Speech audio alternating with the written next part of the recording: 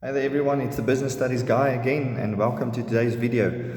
We are going to have a look at budgets today as promised in my previous one. And before we start with the practical side of setting up our own budget, I just want to be clear on the definition of a budget. Now I know there are quite a lot of different definitions out there, but they all come down to the same thing more or less. In my own words, a budget is a list of your expected income compared to your expected expenses for a certain period of time. Now that period of time can be a week, it can be a month, it can even be a year or more. When we do a budget for a year, we refer to it as a financial year and not just a calendar year. Now the difference between the two is that a calendar year starts on the 1st of January and it runs through to the 31st of December. A financial year, on the other hand, starts on the 1st of March and it runs through to the 28th of February the next year. Those are also the dates that our government use to do their national budget here in South Africa. That's why you will see our Minister of Finance announcing the new budget at the end of February, because on the 1st of March that budget needs to go into effect. Enough on that. Now that we know what a budget is, we are going to set up our own basic budget.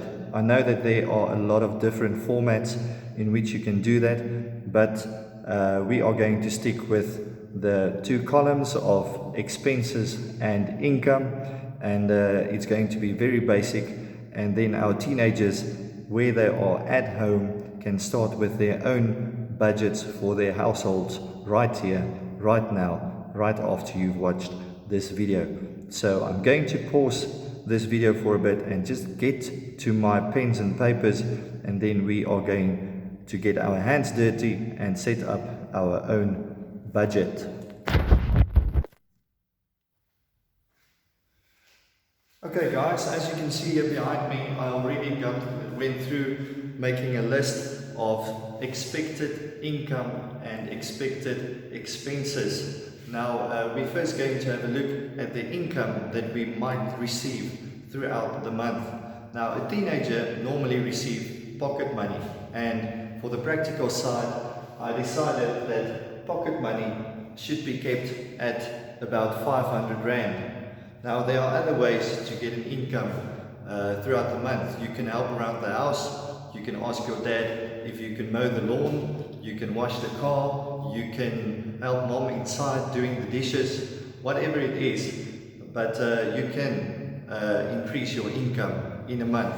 Now I decided to add mowing the lawn here, as you can see, and let's say for the sake of this video, dad decided to pay you 100 Rand. That will bring your income, expected income, to a total of 600 Rand. It can be more, it can be less. Remember, this is what you expect it's going to be.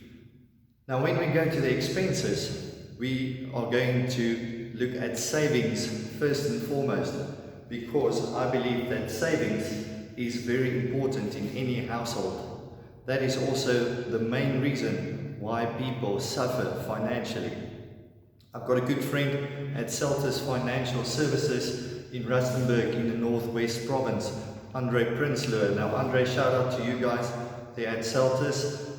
Andre's always say that the difference between rich and poor people is the fact that rich people first save and then they spend what is left, whereas poor people spend and then they save what's left of that. So that's the reason why I decided to put up savings at the very top of my list of expenses. Now you will see that I put up 60 Rand here as the amount of my savings, and you might ask me why. It's easy. 10% of my income goes to savings. It can be more than that, but 10% is always a good amount to start with. Savings at 60 Rand. Let's say you'd like to go to the movies, and that's going to cost you about 200 Rand for the month.